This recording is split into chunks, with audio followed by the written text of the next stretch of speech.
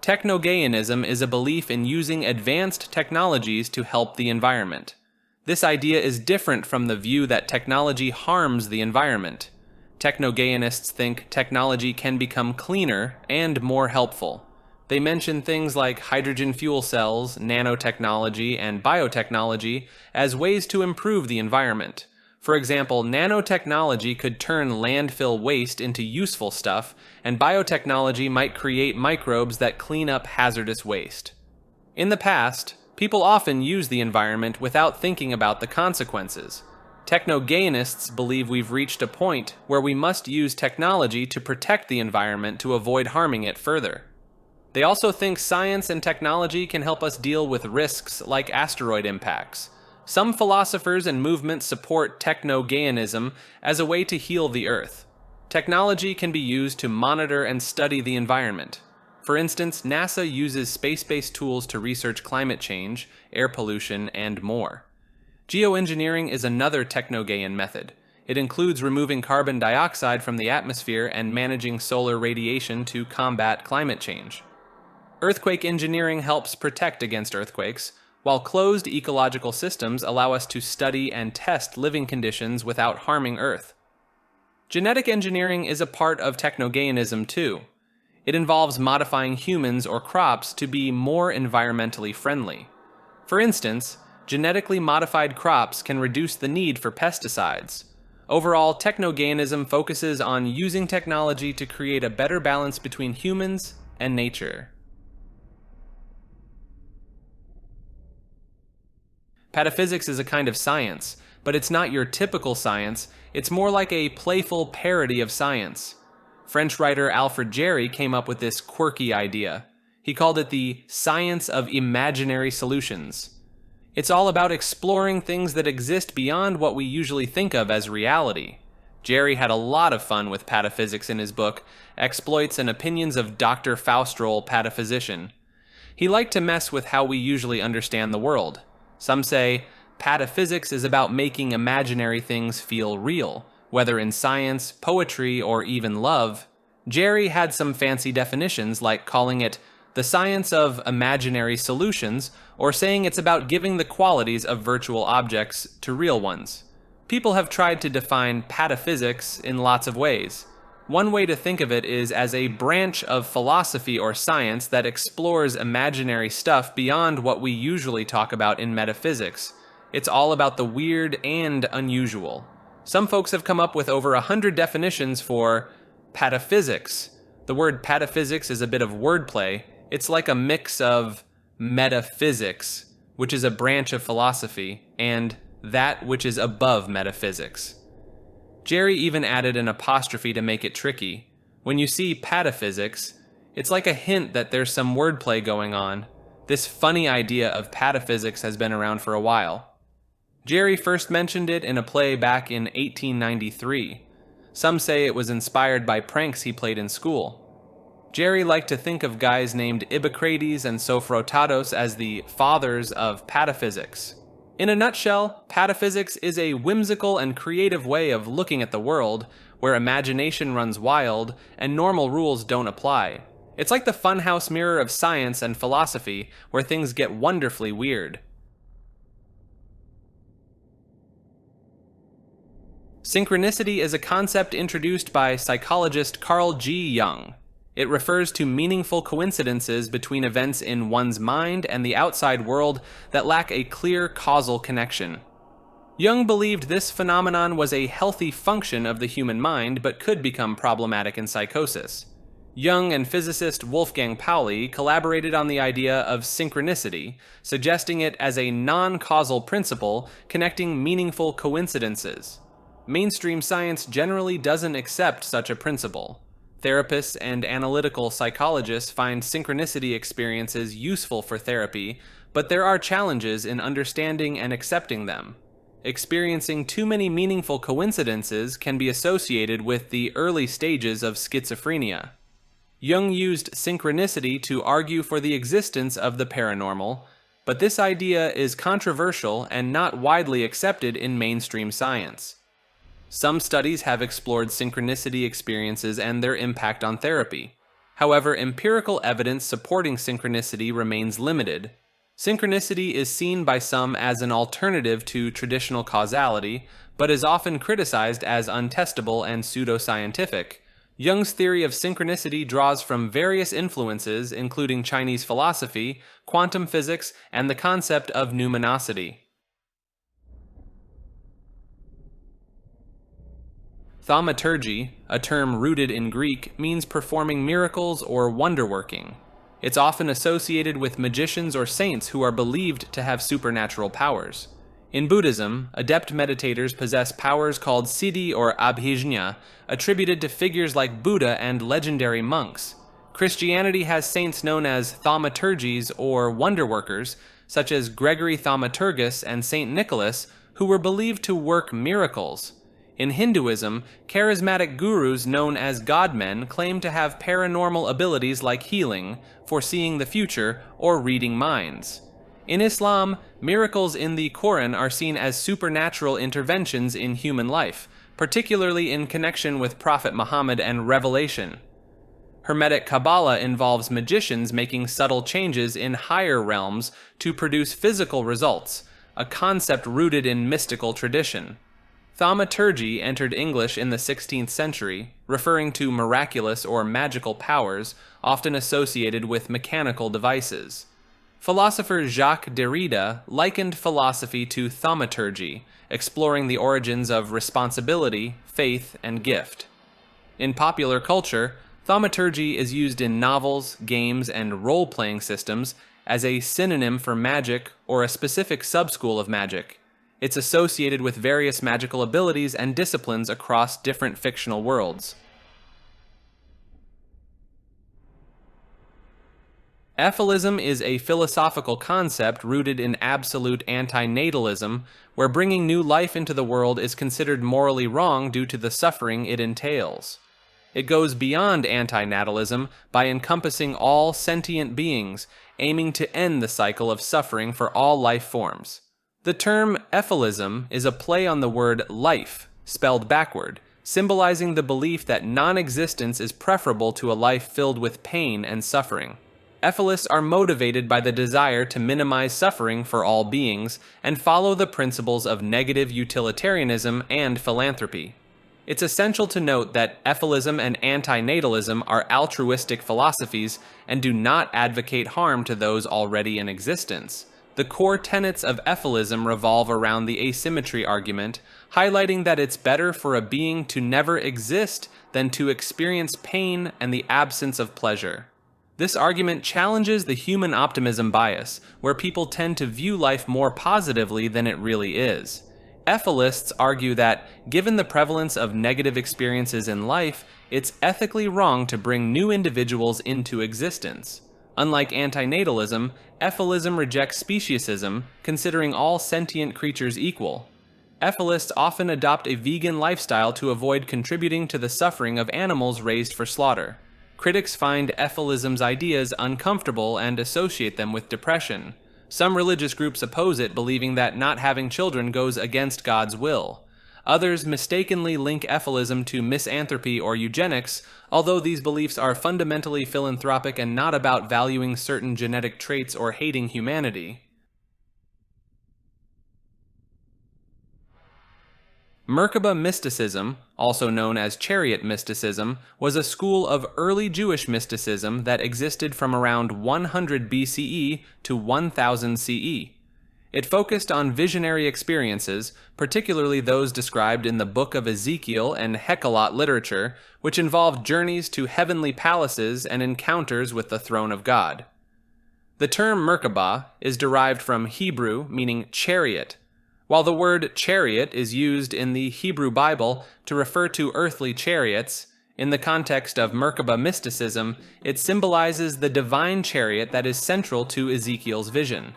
This divine chariot is not explicitly mentioned in Ezekiel 1, but is associated with the vision described there.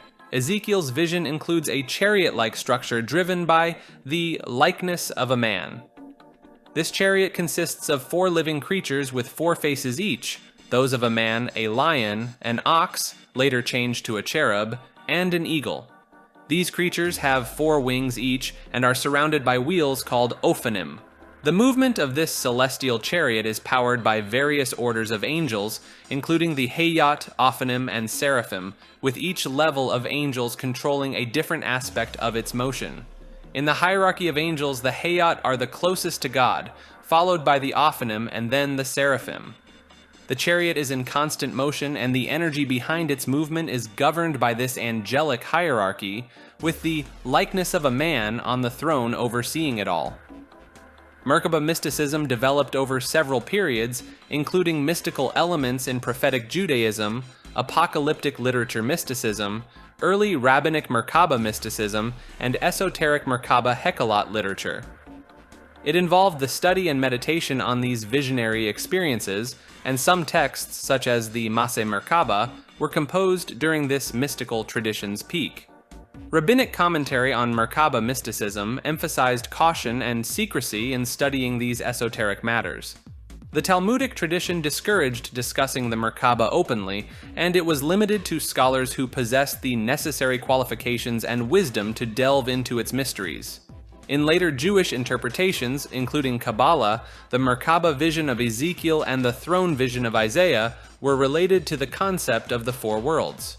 These mystical experiences were seen as descending through these 4 realms of existence, with each world representing different aspects of divine manifestation and understanding.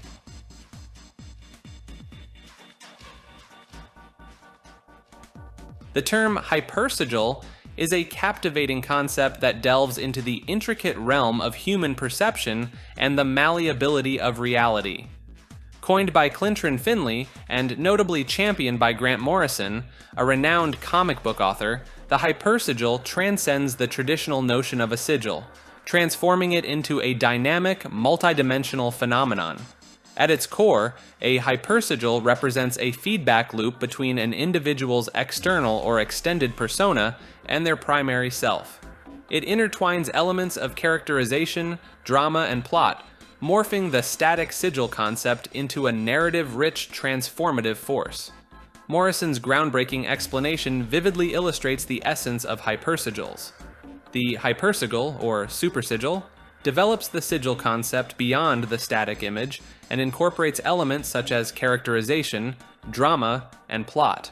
The hypersigil is a sigil extended through the 4th dimension. Morrison's personal journey with hypersigils is epitomized by his 6-year-long magnum opus, The Invisibles. This comic series served as a hypersigil, a magnum opus, in the form of an occult adventure story. Astonishingly, it consumed and recreated Morrison's life during its creation, testifying to the immense power and, at times, the potential danger of hypersigils. As Morrison aptly puts it, the hypersigil is an immensely powerful and sometimes dangerous method for actually altering reality in accordance with intent. Results can be remarkable and shocking.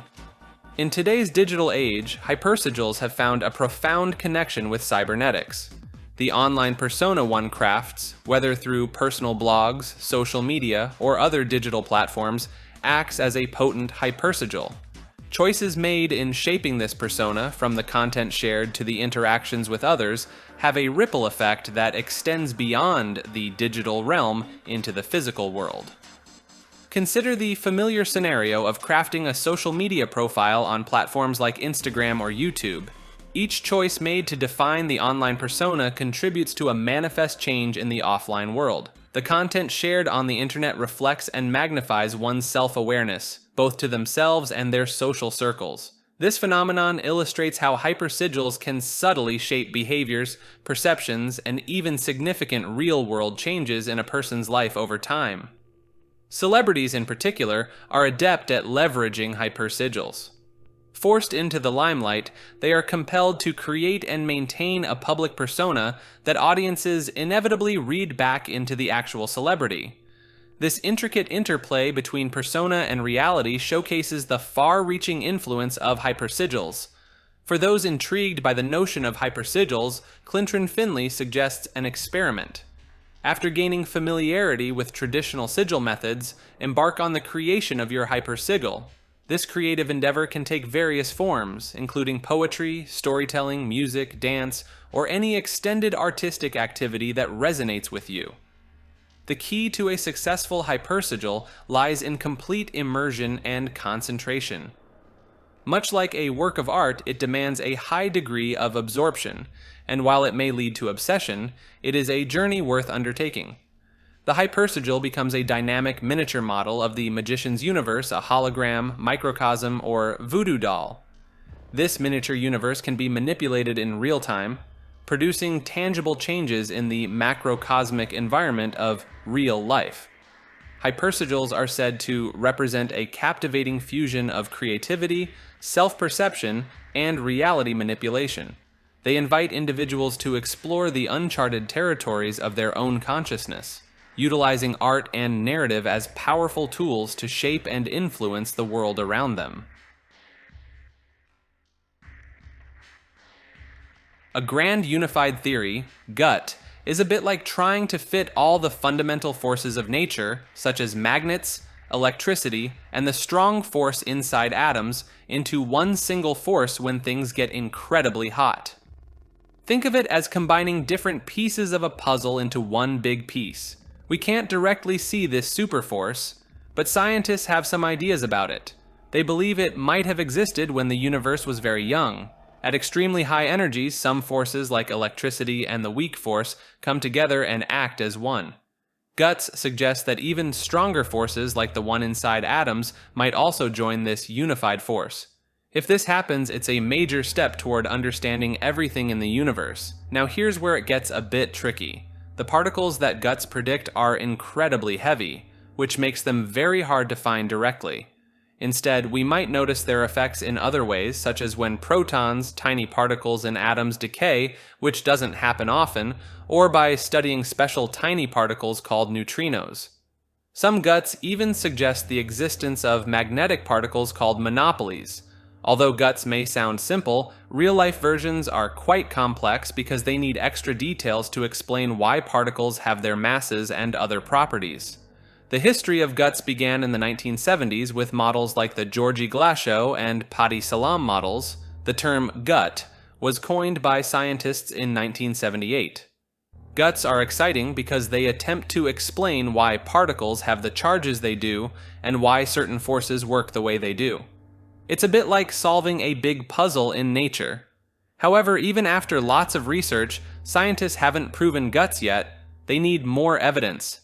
In recent years, a new idea called ultra-unification has emerged. It combines the standard model and Guts using some advanced math and explores concepts like topological phases and forces that behave differently from regular forces. An out-of-place artifact, often referred to as O-part, is an unusual historical or archaeological item found in a strange context. It challenges our understanding of history because it appears too advanced for the known technology of its time, or suggests human presence in an era before humans were thought to exist. Some O-parts hint at unexpected cultural interactions that are hard to explain with conventional history. These artifacts have gained attention in fringe science, cryptozoology, ancient astronaut theories, and other unconventional fields. They encompass various items, ranging from legitimate scientific anomalies to objects that have been proven to be hoaxes or explained conventionally. Critics argue that many O-parts result from misinterpretations or wishful thinking, like assuming a culture couldn't have made a certain item due to a lack of knowledge or materials. Sometimes the confusion arises from inaccurate descriptions. Supporters view O-parts as evidence that mainstream science might overlook significant knowledge gaps. Some use them to challenge established views of human history, such as those in creation science, ancient astronaut theories, or ideas about advanced ancient civilizations. Survivalism is a practical approach to preparing for emergencies. It covers scenarios from personal adversity to global catastrophes. Survivalists focus on self-reliance, stockpiling supplies, and gaining survival skills. This can range from basic kits to fully fortified bunkers. They often acquire first aid, self-defense, and self-sufficiency training. Some even build survival retreats or modify existing structures. The movement has its roots in Cold War-era civil defense programs, religious beliefs, and economic concerns. Over the years, survivalist concerns have evolved, from economic collapse to nuclear war, and more recently, pandemics and climate change. Mainstream emergency preparations also overlap with survivalism, with people preparing for natural disasters and other unforeseen events. In essence, survivalism is about being prepared for the unexpected, whether on a personal or global scale. Vulcan, a once theorized planet, stirred curiosity among astronomers for centuries. They suspected a planet nestled between Mercury and the Sun, sparking a quest to spot it. The search was prompted by irregularities in Mercury's orbit, puzzling astronomers like Urbain Le Verrier. Numerous astronomers claimed sightings of mysterious objects crossing the Sun's face. Some early observations, like Christoph Scheiner's in 1611, turned out to be sunspots. Capelle Loft and Franz von Paula Gruithuisen reported oddities in 1818 and 1819. J.W. Pastorff also noted peculiar spots in 1822 and later. The idea of planets within Mercury's orbit intrigued scientists. Thomas Dick in 1838 and Jacques Babinet in 1846 proposed the existence of incandescent clouds or planets. They even coined the name Vulcan for this elusive celestial body. Astronomers attempted to catch Vulcan during solar transits. Heinrich Schwabe, Edward Claudius Herrick, and Edmond Modeste Lescarbault mounted systematic searches, but confirmation remained elusive. Urbain Le Verrier, known for predicting Neptune's existence, suggested Vulcan's presence in 1859 to explain Mercury's orbital anomalies. Le Verrier's credibility grew when he received a report from Lescarbault claiming to have seen Vulcan. Lescarbault described a small black dot on the Sun's face moving like Mercury's transit. Le Verrier announced Vulcan's discovery in 1860. However, not everyone believed it. Astronomers like Emmanuel Liais disputed the claim. Despite doubts, Le Verrier calculated Vulcan's orbit, placing it close to the Sun. Many amateurs reported sightings, fueling the excitement. Observations continued, but Vulcan's existence remained unverified. In 1915, Einstein's theory of relativity explained Mercury's orbit anomalies without the need for Vulcan. This new understanding of gravity changed everything, making Vulcan obsolete. Today, the name Vulcan remains reserved, but modern technology and knowledge have dispelled the myth of this mysterious planet, making it a footnote in the annals of astronomy. Psychometry, also known as token object reading or psychoscopy, claims the ability to gain knowledge of an object's history through physical contact, attributing this to an energy field within the object. The concept of psychometry was coined by Joseph Rhodes Buchanan in 1842. He believed that all things emitted an emanation that could be sensed. Buchanan envisioned psychometry as a revolutionary science capable of transforming various fields. Buchanan's followers believed psychometry would lead to significant scientific advancements, philosophy, and societal enlightenment. In the late 19th century, psychometry gained popularity in stage acts and seances, often involving mediums or psychics reading personal objects provided by participants. Despite its popularity, there's no scientific evidence supporting psychometry. Skeptics attribute its claimed successes to cold reading and confirmation bias, categorizing psychometry as pseudoscience. Law enforcement agencies generally do not rely on psychics or psychometry for investigations, as their involvement has not proven consistently helpful, according to psychologist Leonard Zuzna.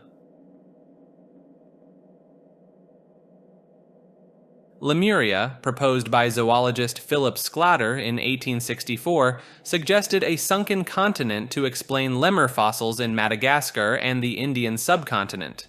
It later gained mystical significance through theosophy. The theory became less credible with the acceptance of plate tectonics in the 20th century.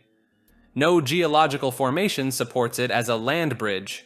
Despite its scientific decline, Lemuria thrived in theosophy, pseudoscience, and lost land discussions, with claims of a submerged continent in the Pacific or Indian Oceans.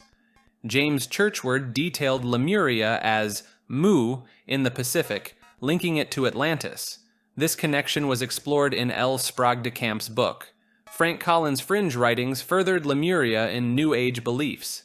Lemuria's scientific origins trace back to Sclater's attempt to explain lemur fossils in Madagascar and India. Other scientists also sought submerged land bridges before plate tectonics. Ernst Haeckel linked Lemuria to missing links but without the name.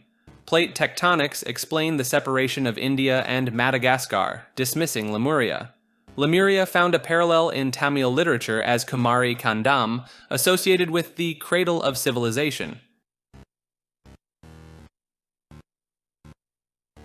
In 1803, a peculiar incident unfolded on the Hariadori coast of Hitachi Province, Japan. Fishermen discovered a mysterious vessel adrift at sea, resembling a kohako, Japanese incense burner. It measured 3.30 meters in height and 5.45 meters in width, with a red lacquered rosewood upper part and metal plates on the lower section. The boat featured transparent windows covered in bars and tree resin, along with inscriptions in an unknown language. Inside, they found various items, including bed sheets, a bottle of water, cake, and kneaded meat. The most intriguing discovery was a young woman, approximately 18 to 20 years old, with red hair extended by artificial white extensions. She wore unusual clothes and clutched a quadratic box tightly, refusing anyone to touch it. Despite her friendly demeanor, no one could communicate with her. The villagers speculated about her origin, suggesting she might be a foreign princess banished from her homeland due to a scandal. Some even thought the box contained the head of her deceased lover. Fearing the unknown, the villagers placed her back in the vessel and set it adrift in the ocean. Similar incidents involving circular boats and mysterious women have been documented in Japanese folklore, often with exotic attributes. Some believe the Uturo Boon story may have been influenced by cultural isolationism during the Edo period, as Japan was closed off from the outside world. Modern investigations suggest that the Uturo Boon may not be evidence of extraterrestrial encounters, but rather a blend of folklore and imagination. The European appearance of the woman, along with the boat's features, may have been added to make the story more captivating. In ufology, the Uturo Boon legend has been compared to close encounters of the third kind, given its similarities to descriptions of flying saucers. Some ufologists speculate that it could have been an unidentified submerged object, USO, pointing to mysterious symbols found on the vessel. The woman's refusal to open her box is reminiscent of the Gehobako carried by wandering Miko and Itako, believed to contain magic objects or even human skulls. In Japanese culture, red hair was associated with demons and European foreigners, further adding to the enigma of the story. The Rhun Codex is a mysterious illustrated manuscript found in Hungary in the 19th century. Its author, language, and meaning remain unknown. Some believe it's an 18th century hoax. The codex, originally from Rhun, Hungary, was donated to the Hungarian Academy of Sciences in 1838. It may have been mentioned in a 1743 library catalog, but with limited information. Numerous scholars and amateurs have tried to decipher the codex, but no one has provided a widely accepted translation or interpretation. The authenticity of the codex has been questioned, with some suggesting it could be a forgery, although there's no direct evidence linking it to a specific forger. The Rhun Codex is stored in the library of the Hungarian Academy of Sciences, and special permission is required to study it. A microfilm copy is available. The codex consists of 448 small pages with rows of symbols, accompanied by 87 illustrations depicting scenes related to various religions. The symbols used in the codex are unlike any known alphabet, with the possibility that they represent a syllabary or logographic system. The language of the codex remains unidentified, with proposed hypotheses including Hungarian Dacian, early Romanian, Cuman, Hindi, and more. Various scholars have attempted translations, but none have gained wide acceptance. Some theories suggest the codex could be encoded or enciphered text, a shorthand system, or a constructed language. Research on the codex continues with ongoing attempts to understand its meaning and origin.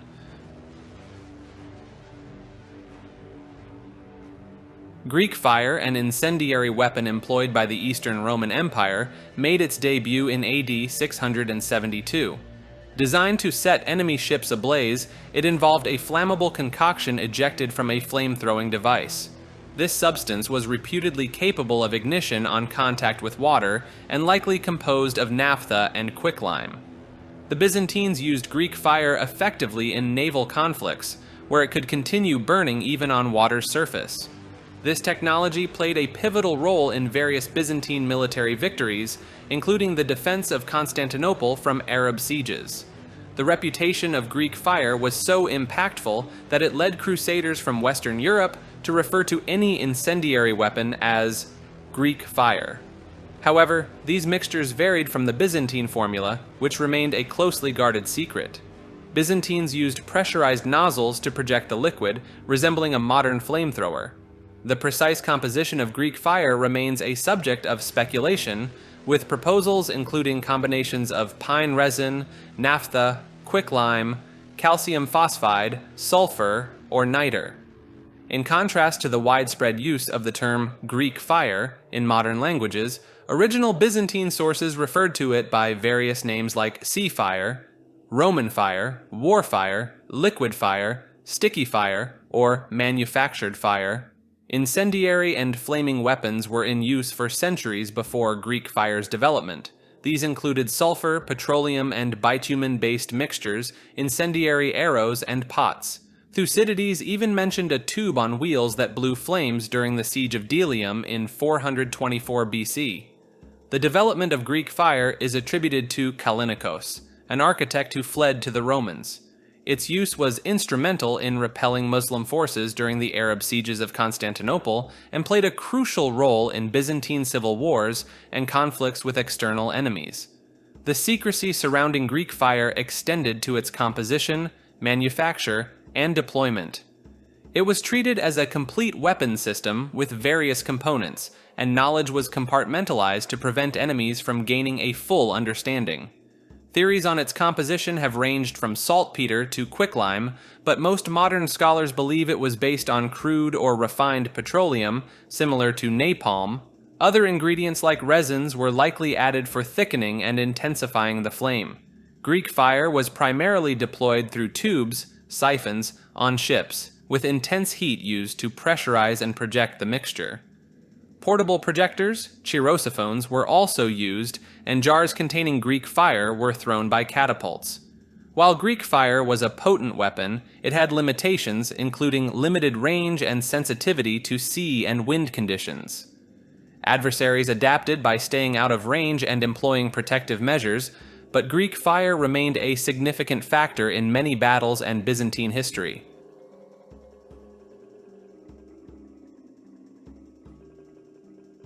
In the field of psychonautics, there's a fascinating phenomenon known as geometry, or visual patterns. It occurs when individuals, often under the influence of certain drugs like LSD or mushrooms, experience fast-moving, colorful, and highly intricate shapes and colors. These patterns can sometimes appear to convey meaningful information. This experience isn't static. It involves rapidly changing shapes and is often accompanied by other hallucinatory effects. These geometric visions can range from simple patterns and motion to fully three-dimensional shapes that seem to take over a person's visual perception. At the highest levels of this experience, individuals may feel as though these geometric shapes reveal the inner workings of their minds, 8a, or the mechanics of consciousness itself, 8b. However, it's essential to exercise caution, as the insights gained during these states may not always be accurate or reliable. Radionics, also known as electromagnetic therapy, EMT, claims to diagnose and treat diseases using electromagnetic radiation. This concept originated from books by American physician Albert Abrams in the early 20th century. Abrams became wealthy by leasing his EMT machines, But this approach contradicts established principles of physics and biology and is widely considered pseudoscientific. The United States Food and Drug Administration, FDA, does not recognize any legitimate medical use for radionics. Radionics practitioners claim to balance energy frequencies in the body to cure diseases. They often use devices and electromagnetic energy to correct supposed imbalances. Despite these claims, there is no scientific evidence supporting the effectiveness of radionic devices, and they are often considered quackery. Contemporary proponents of radionics suggest that electromagnetic fields can correct imbalances in the body. However, these claims lack scientific basis and are considered pseudoscientific. The American Cancer Society warns against relying solely on electromagnetic treatment as it may have serious health consequences. Reviews and studies have consistently shown that EMT is not a useful therapy for various conditions, including pain, osteoarthritis, urinary incontinence, bone growth stimulation, pressure ulcers, and more. Some EMT devices have been banned by the FDA due to ineffectiveness or safety concerns. Newcomb's paradox is a puzzling thought experiment in philosophy and mathematics. It involves a game between two players, one of whom can predict the future. In this game, there are two players, a reliable predictor, and two boxes labeled A and B. The player facing the choice can either take only box B or take both boxes A and B. Here's what they know. Box A always contains a visible $1,000. Box B, however, has its contents determined by the predictor. If the predictor foresees that the player will choose both boxes, box B will be empty. If the predictor anticipates the player will pick only box B will hold $1 million. The player doesn't know what the predictor predicted or what's inside box B while making the choice. This paradox has divided philosophers. One group believes the player should take both boxes, while the other argues for taking only box B. Each side has its logical reasoning, resulting in conflicting answers. The paradox arises because not all details are specified, leaving room for different interpretations. It's a classic example of how a seemingly straightforward problem can lead to complex debates in philosophy.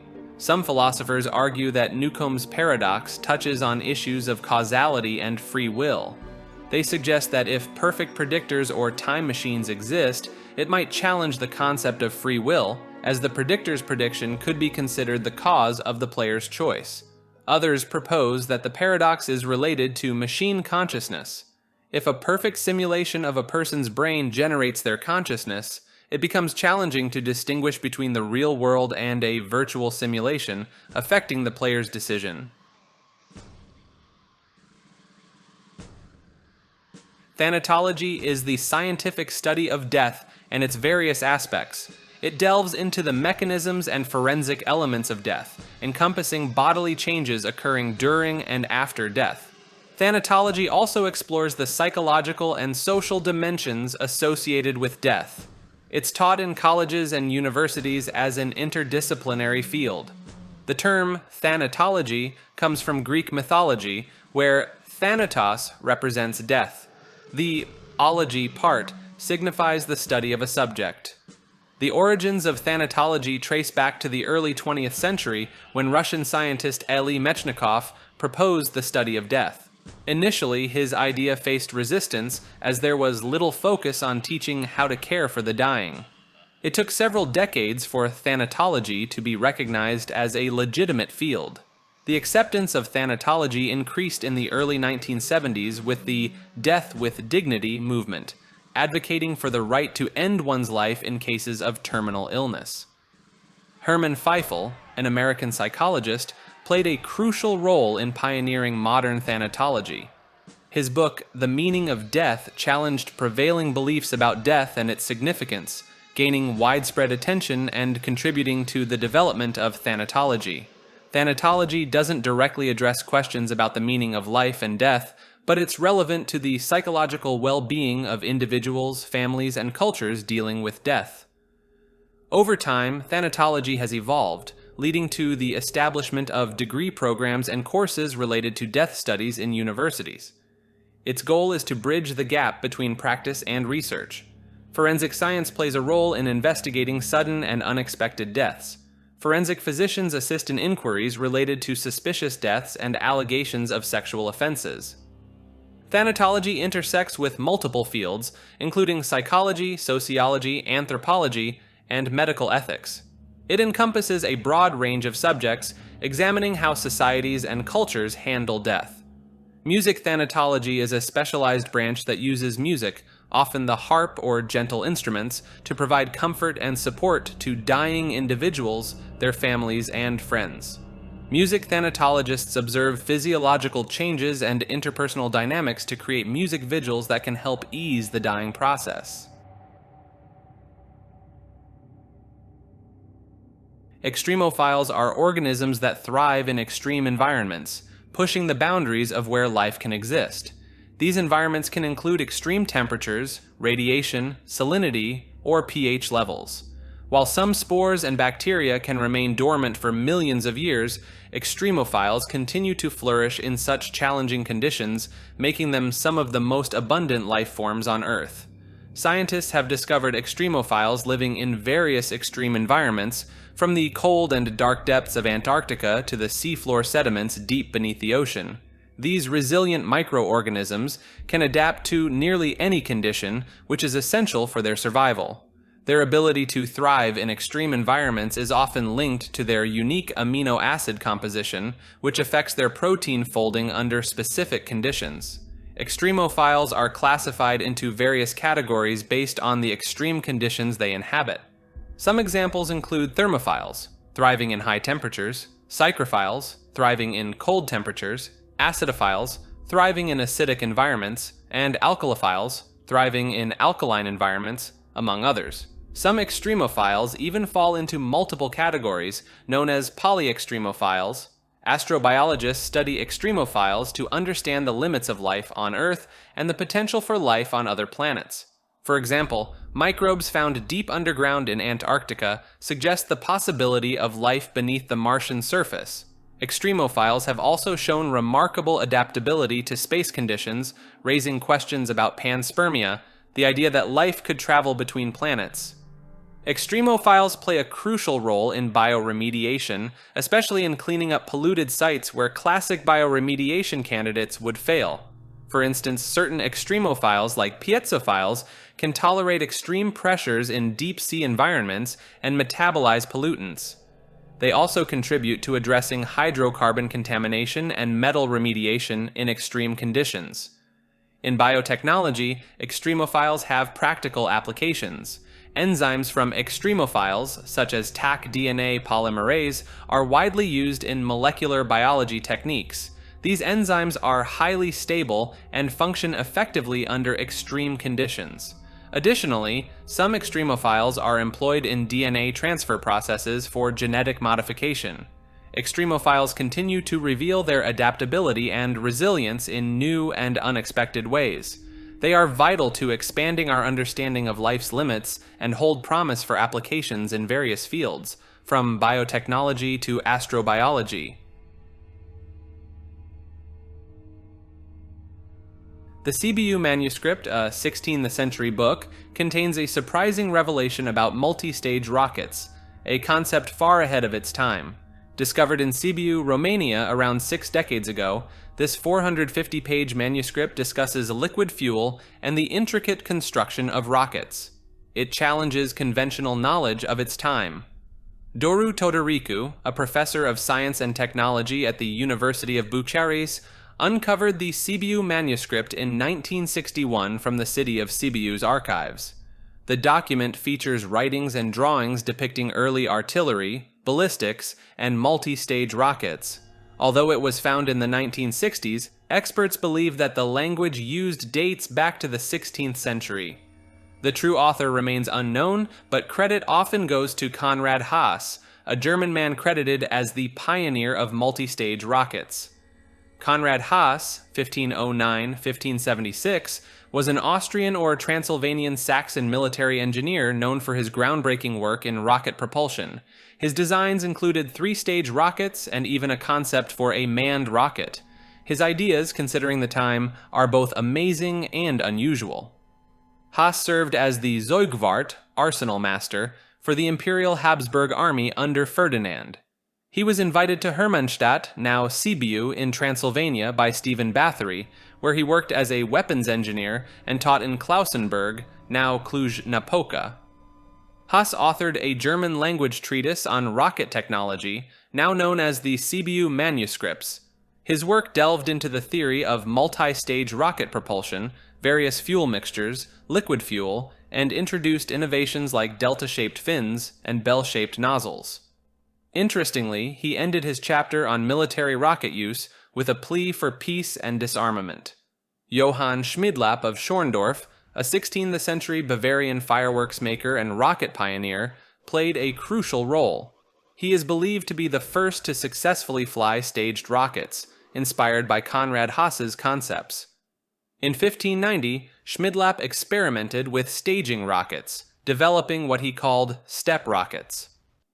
Before the discovery of Haas's manuscript, the first description of a three-stage rocket was credited to Kazimierz Siemianowicz in Poland, in his 1650 work Artis Magnae Artilleriae Pars Prima. Nikola Tesla, a Serbian-American inventor and engineer, is renowned for his significant contributions to the development of the modern alternating current AC electricity supply system. Born in the Austrian Empire in the mid-19th century, Tesla pursued engineering and physics without obtaining a degree.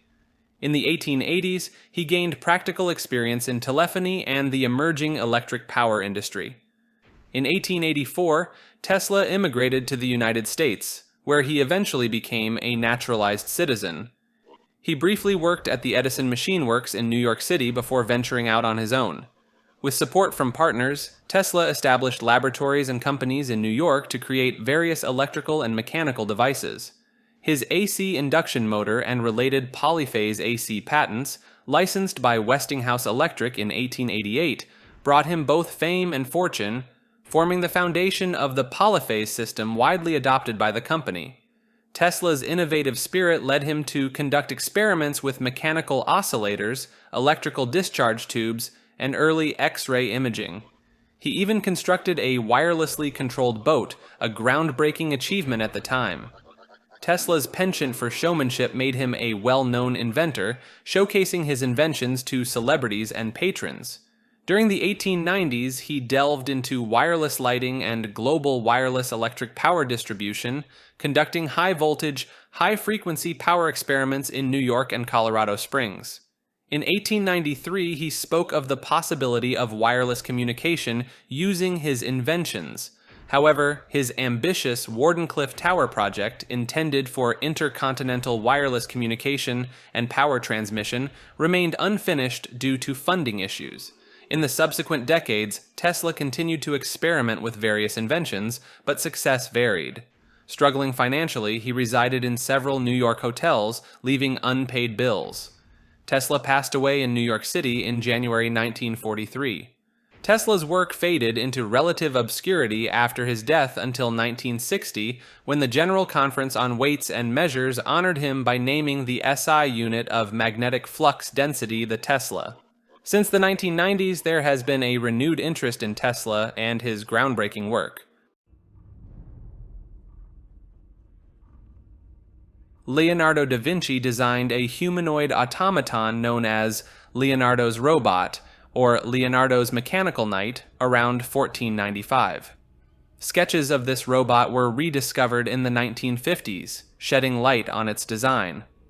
Leonardo is believed to have showcased the robot at an event hosted by Ludovico Sforza in Milan in 1495. The Robot Knight was a remarkable creation capable of standing, sitting, lifting its visor, moving its arms independently, and even having an anatomically correct jaw. It operated using a system of pulleys and cables. Since the rediscovery of Leonardo's design notes, the robot has been faithfully reconstructed and found to be fully functional.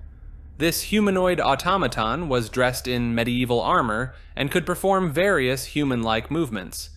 It was influenced by Leonardo's anatomical research, particularly his work on the canon of proportions as depicted in the Vitruvian Man.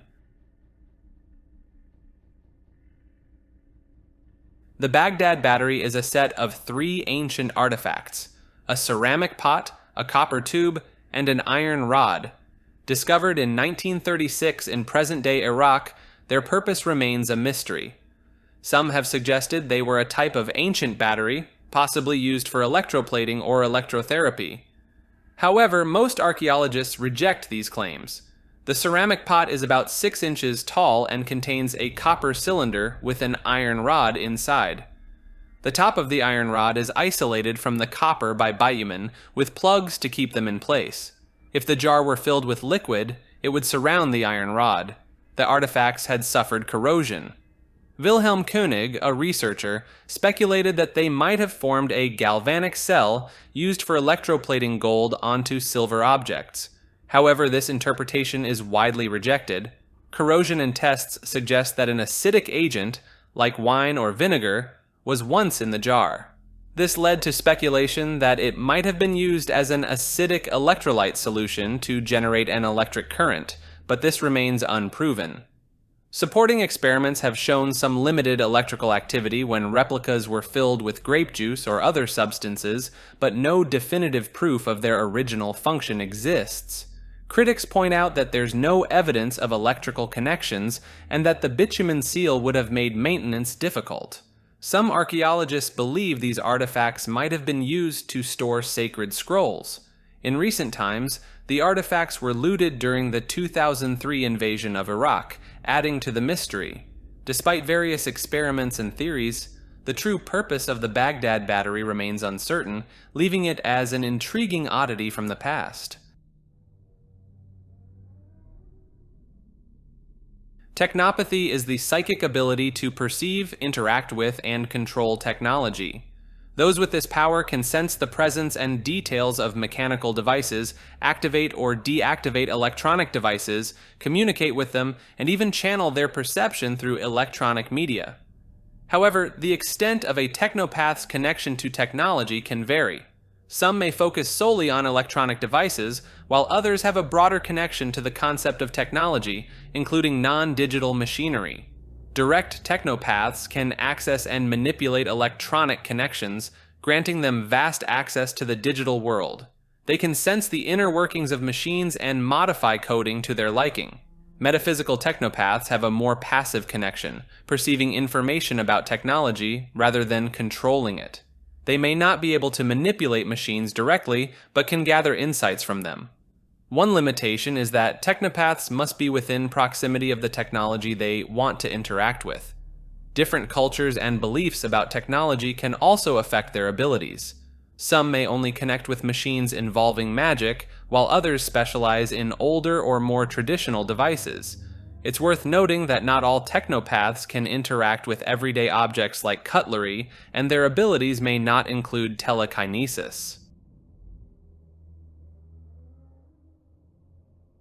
Irrational Computing is an art project that looks at the physical side of digital technology. Computers and devices use tiny materials like silicon to work, but we can't see these parts because they're too small. This project makes these tiny parts big so we can see and understand them better. The project has 5 parts that work together. They use special crystals and minerals. For example, they use a crystal called silicon carbide and make it light up with special wires. This crystal also makes sounds when it lights up. We can hear these sounds through speakers. Usually, computers are very logical and make sense. But deep down, the tiny parts that make them work are a bit unpredictable, like a game of chance. Irrational Computing explores the beauty of these materials and how they mix precision and unpredictability. It's not meant to do a job, but to show us the artistic side of technology. Techno Paganism is a blend of neo-paganism, magic rituals, and digital technology. It involves using technology as a tool in spiritual practices, or even worshipping technology itself. Some see significance in the internet, while techno music is also linked to this belief. In Techno Paganism, technology is used to describe spiritual concepts, often using computer or telecommunications metaphors. People may replace traditional magical tools with tech, like using an oven instead of a hearth or a laser pointer as a wand. Artificial intelligence plays a significant role in some techno-pagan communities where it's seen as spiritually beneficial. They advocate for a symbiotic relationship with AI. Beliefs in Techno Paganism extend to believing that modern items like buildings, roads, and even the internet have their own pseudo-spirits or totem spirits. Some even believe that the internet itself is gaining a unique spirit. Hyperborea from Greek mythology was a mythical land in the far north of the known world. Despite being located in a cold region, it was believed to be a sunny, temperate, and blessed place. The Hyperboreans were thought to be favorites of the god Apollo and were associated with the founding of his shrines. Ancient sources disagreed on whether the Hyperboreans were purely mythical or linked to real-world locations like Britain, Scandinavia, or Siberia. The location of Hyperborea varied widely in different texts, from Thrace to the Danube to Britain. Some even believed it was in the Arctic. In modern times, Hyperborea has been associated with various Northern European peoples and cultures. Some esoteric thinkers have linked it to the origins of mankind and spiritual evolution. Hyperborea remains a mysterious and mythical concept from ancient mythology with various interpretations throughout history. Solipsism is a fancy word that describes a belief that only your own thoughts and experiences are real, and everything else might just be made up by your mind. There are different types of this belief. Metaphysical solipsism. This means you believe that you are the only real thing, and everything and everyone else is like characters in your own personal story. Epistemological solipsism. Here, you think that you can only be sure about your own thoughts, and you're not sure if the outside world is real or not. Methodological solipsism. This is a bit like being skeptical. You say that before we can be sure about anything in the world, we have to be absolutely certain about our own thoughts and experiences. Solipsism challenges three big ideas. You're most certain about what's going on in your own head. There's no definite connection between what's in your head and what's out there in the world. What you experience is unique to you. Solipsism has been talked about by philosophers for a long time, like the Greeks, Descartes, and Berkeley. They've also debated about other big ideas like idealism and materialism. But solipsism is not a very popular belief because it's hard to prove, and there are lots of arguments against it. Plus, most people think there's more to the world than just what's in their own head. The Rashon Effect is a storytelling method where an event gets different interpretations from those involved. This provides various viewpoints of the same incident. It's named after a 1950 Japanese film, Rashomon, where a murder is described in 4 conflicting ways by 4 witnesses. This term deals with why and how people report events differently, showing the unreliability of eyewitnesses. It highlights disagreements about what really happened and the subjectivity in how people perceive, remember, and report things. The Rashomon effect is essential for understanding complex and unclear situations. It's not just about movies, it applies to various fields like literature, law, psychology, sociology, and history. Imagine several people witnessing an event and each describing it differently. This principle shows how our personal perspectives influence what we remember and tell others about what we've seen. In court cases, both sides often claim victory, showing the Rashomon effect in action. This phenomenon isn't limited to film, it's also seen in real life. Memories are shaped by our identity and interests. In a Polish film called Passenger, survivors and guards from Auschwitz remember events differently, highlighting the impact of personal experiences on memory. Techno Primitivism is a concept often found in science fiction and occasionally in reality. It involves societies intentionally limiting or rejecting technology. One common reason for this is a fear of artificial intelligence, where technology becomes a threat to humanity. Throughout history, we've seen concerns about technology taking jobs and changing societies. The rise of machines often led to people losing their livelihoods and skills, causing discomfort and resistance.